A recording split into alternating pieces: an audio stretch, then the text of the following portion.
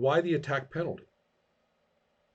Because I think if you're trying, for example, to grapple someone or hit him with the flat of the blade against the head or something, is more difficult. And it also should carry a price because it's so attractive to take captives. Right. It shouldn't be too easy. Okay, so but it seems to me is that raising the difficulty is a fairly well, I know you want to keep things simple, right? You don't want a subroutine of rules. We don't want to suddenly go to the subdual section and go, okay, so I compare my dexterity and all that shit, right? We don't want to do that. Yes. But it does also, but it seems as though that solution is perhaps viable. It's a little crude. Okay. It seems to, it's just, I'd like to play this and then see you stay flexible as to the procedure by which it happens through the course of seeing it in play over and over. Right? And you would say, no, is that negative penalty? Is that really what's helping out with the way this works? Or is there something else, some other variable of combat which carries that price quality? Here's an example. That your attempt to subdue has to go last in the order. It has to drop to the end of the order. Oh, okay. For example.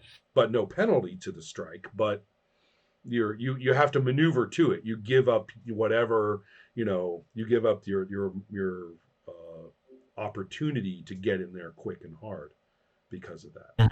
Does that make sense? I mean, I'm not suggesting it. I'm saying that you can look at the other variables of combat. I think that definitely should be other variables, like the suitability of your weapon. I think, right. For example, firing a bow at the dwarf that's not a viable way to subdue him. No, it isn't. Although most handheld weapons are more versatile than we think they are, right? I mean, a battle axe can be used much like a staff, and a baseball bat,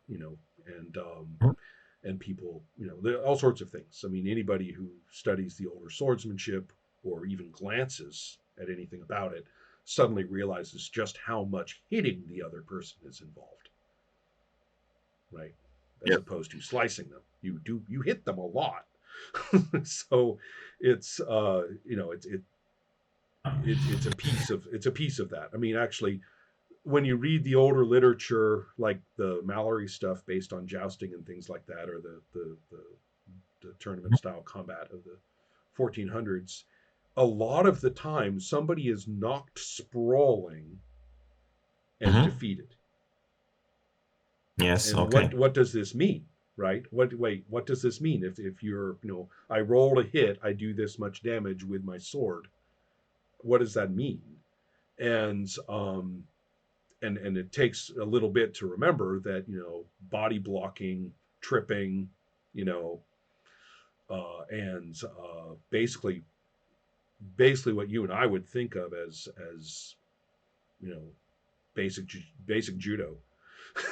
With your sword in one hand, right? With your sword and your shield, and feeding someone your shield is maybe the decisive blow of the fight, as opposed to, splitting their head open.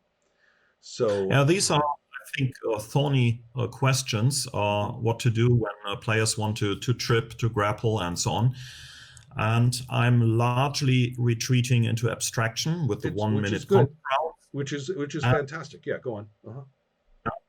And you have to go through his hit points. I guess that's it. Right.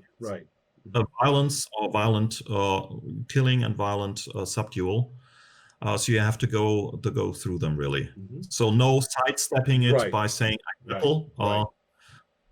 I think that makes a lot of sense, and it's interesting to think about how hard you don't want to make this hard. You don't want to make it a workaround. You want there to be some price. Now, granted, if you're going to try to subdue somebody who really does have a sword and a shield and the ability to use them, yeah, I get it. That's going to be hard. If you take damage, you're going to take 6 points. See what I mean? Yes. There's tons of different variables to throw in there. Even just one of them, drop to the end of the order. Take maximal damage if you're hit. Whatever it is. Interesting or idea. or a Yes. penalty or any of those, right? I just find the penalty one to hit kind of crude by Hmm. comparison to some of those others, or any equivalent of any of those others.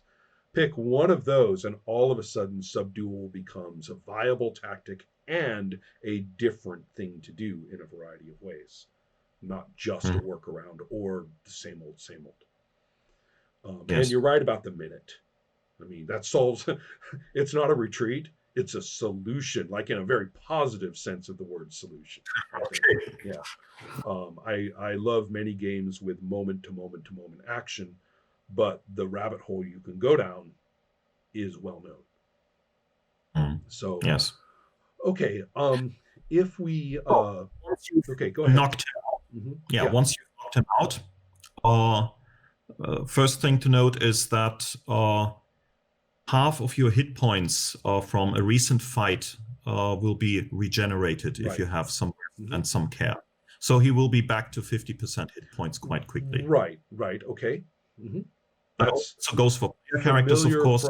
from both Over the Edge, which is where I got it for Sorcerer. Okay, Yeah. I didn't know that. Mhm. So he will also be some use physically. Hmm. He's not a cripple and Right. you Right. can't do it. Right. And yeah, then you have to negotiate the service, or you have the option of negotiating a service. And he's magically obliged to provide a service within certain limits. And he's going to honor it. That is, he's not going to try to somehow weasel out of it or so. So, for instance, if you get some intelligence from him as a service, he's not going to immediately run back to the other dwarves and tell you Right. of your approach. He's Right. honor Right. bound, gives you the intelligence, and then he will, get This out is of the whole. this is part of the sort of storytelling, tale telling tradition that we're dealing with, but it is also uh, nice to have role playing parameters for your choices, so Mhm. that this sort of status of service is, or honor bound service is, doesn't even really have to be justified in the fiction so much as taken as a given for how this fiction works, right? Mhm. So, I mean, you can put in a justification if you want to, but it doesn't even have to make sense. You see it in the stories all the time. The hero has to make this promise, and 3 or 4 chapters later, you're like, well, why are you keeping the promise? Mm. Who cares? When it's like, no, we're done. The promise is there. That's fixed. Otherwise, I wouldn't be in this pickle, and being in this pickle is what the story is about. So, too bad. So, okay, so this is starting to become kind of interesting in terms of, after a couple of encounters into our bottle situation, after a couple of interactions, certain characters are alive, certain characters are dead, certain characters have uh, made decisions. For example, some characters may hate the player characters now with a white hot hate that they didn't really Mhm. have before. Others may have entered into service with them, on the basis of being subdued, or for some other reason, you've made some sort of accord with one or another of the actors. So all of Yes. this is going on, and to bring out the flexibility, what we're really talking about are the outcomes of encounters, aren't we? We're talking about the way the outcome of a bunch of played 1 minute rounds, Yes. upon the conclusion of that situation and any further play and interaction of that momentary place, Mhm. then the larger situation of who cares, who has opinions, who feels more threatened, who feels less threatened, what deals have been made, not only right there among the group of you, which feeds into what goes on in the next scene, but also perhaps in the larger sense of characters who aren't even there who come to learn about it, or magical principles that are in operation which have now been, kicked. Yes. And so then those things, these larger things that the players aren't actually personally directing with or interacting with, are also punching into the next scene. Yes. This is viable. This is this is the most fun. This is the most satisfying play, right? This is how we know. This is when things happen, and everybody is kind of bounced off of where they were, and that's good, right? We're not talking about the kind of play where the DM bounces but is never bounced. Yes. So with that in place,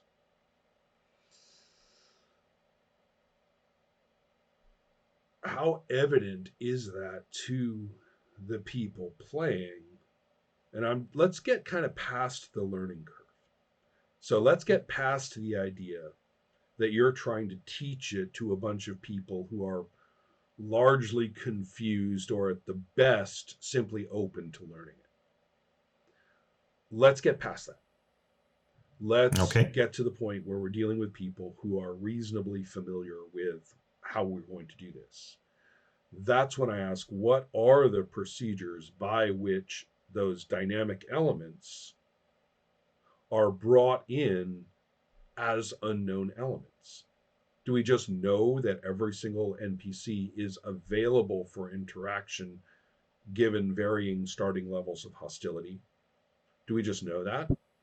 And if we do, that's good. But what are the procedures of play? I mean, is it good practice to have the leader of any group of individuals we encounter basically give you the paragraph? This is who we are and this is what we're about. Or is it good practice to have the capacity for misunderstanding this? So that in terms of the availability of alliance or the availability of a particular resource, that could be acquired, the existence of just how much treasure these bastards actually have. All these things. Is there a quick way to actually get information of that kind, or at least some of it, some of the time? Or is there the capacity for misunderstanding it so that the outcome is based on understandings and misunderstandings? Hypothetically, I'm sure the answer to all this is yes. And understandably, it's all desirable.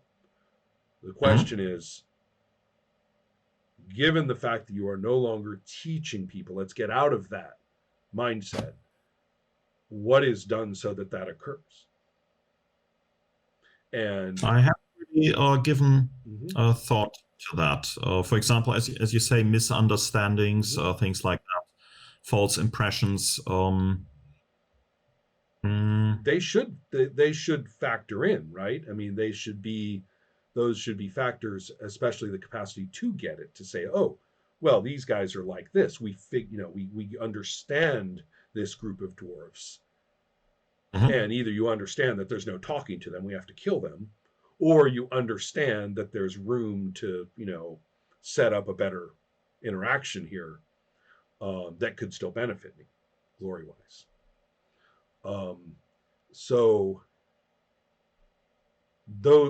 That's what I would turn your attention toward, is what are the practices by which those interactions and that way fights become emergent rather than canned. And that way outcomes of encounters become truly results of the encounter, as opposed to sort of you could all die or you could all live. You could get the treasure or not the treasure, and kind of this binary Pascal type programming play. Yes. Yeah. So that's where I would now, in a certain kind of consult, I would be trying to talk about how do you explain this to people. That's not what I'm talking about. I'm much more interested in how you actually do it. What and how, and there are informal procedures and there are formal procedures. Yes. Where do you want them?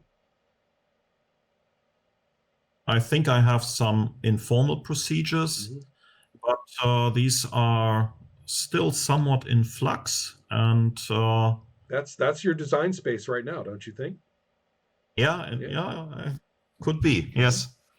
I don't recall. Do you have reaction rolls in this setup? Like I have reaction. right? Okay, well Yes. that's good. You've got a formal start right there.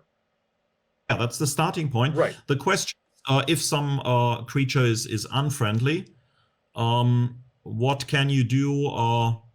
What kind of decisions, role play, and roles are involved in possibly making them Right. friendly? Or at least Yeah, moving so you them neutral a little bit. propose Right. something actually interesting to that creature, and then I would probably give you a chance Right. to turn things around. Here's an example of again a rather crude rubric that one might consider, but I'm only presenting it as you looking at it and saying, well, at least it has a structure, not as a Yeah. specific recommendation. One says, all right, we've got our reaction roll. Oh, unfriendly. You could say, okay, can't be defeated through subdual. Just can't. It's unfriendly. Okay. Forget it. The harder you hit this guy, the harder you try to hold him down, the harder you try to pin him, the harder you try to knock him out. You're just going to piss him off. Worse. So you see what I mean? Neutral could be, friendly. You don't even have to, take him all the way down to full hit points because, well, it's kind of interesting. If you start hitting somebody who's friendly, they're going to become unfriendly pretty quick. See what I mean? Yes. Friendly is kind of like friendly's kind of like better off not fighting them, right? So see what I mean? There's these kind of might interact, for example, with the morale mechanics. Of course, yeah, of course. So it seems to me that if you don't make it too fiddly, and you think again, abstract it to the 1 minute concept. So you don't have to like make it all fiddly about you make 4 rolls and subtract and stuff like that. But keep it at that same scale of operations where you simply have juxtapose this with this, and that's the numerical or procedural parameters right there. And the trouble is, I'm not talking about automating this. The idea is we're still talking about the shape of the decision space for the players, not the automatic outcome, that our little, algorithms will take us through. And then I think though, again, so this is a matter of play. I mean, automate it too much and it's not very fun. Have no structure and you suddenly find yourself exactly where you don't want to be, which is making decisions by imagining the future, right? That's where you don't want to be in a game like this, especially. Does that make sense? Yes, that certainly makes sense. Absolutely. That's kind of my thinking on where. Okay, it was important to talk about what you meant by the dungeon crawl and its relationship to this, and then how that plays into your homunculus. With that clear in your mind, then all of a sudden the decisions about the things that we're talking about now actually have viable solutions. Yes. Right. Okay. That was my logic for today, was to try to get through that. Shockingly enough, I actually did make sense coming into this. So the idea here then is one last thing, just to kind of close off my current thinking on this.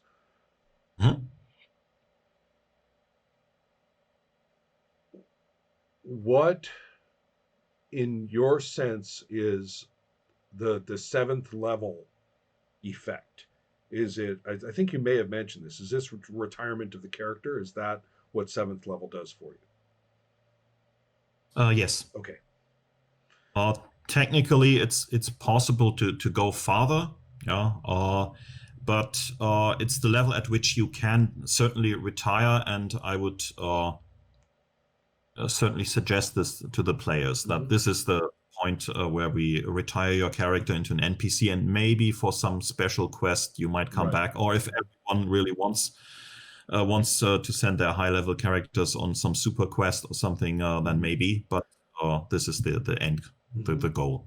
So that stated, what does play for other characters change in any way because one of their own has achieved this status.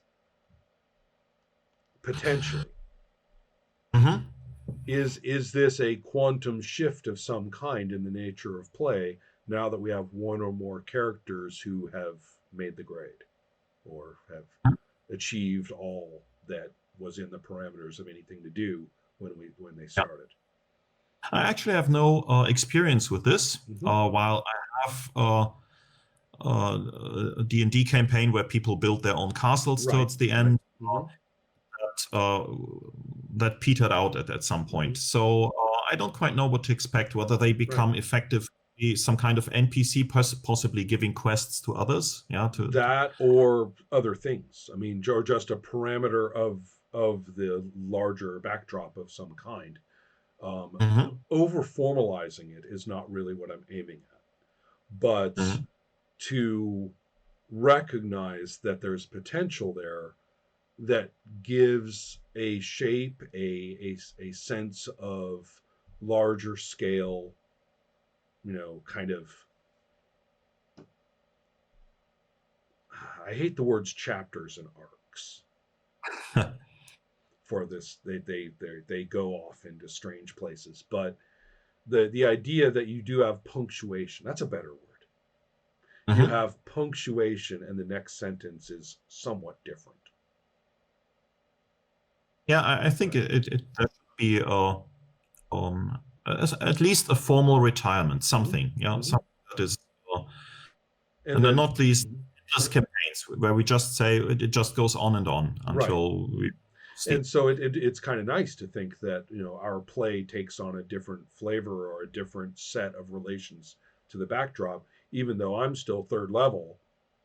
Mhm. So, but you're seventh level, you retire, and now we know that that fortress, is like this, and we know that the world is somewhat different than it was before. And I'm my third level guy, but I'm a third level guy in a somewhat different space. Mhm. That's kind of cool. I like that. I mean, in terms of just anticipating as a player, as saying, "Oh, Yeah. I'm in for playing through. I'm in for playing through that. We'll see how that goes." Right. Yeah. So, so cool. I think what concerns or further thoughts might you have, or things that you want to go over? I've pretty much checked my I'm just list. Yeah, checking, but I can't really think of anything at the moment.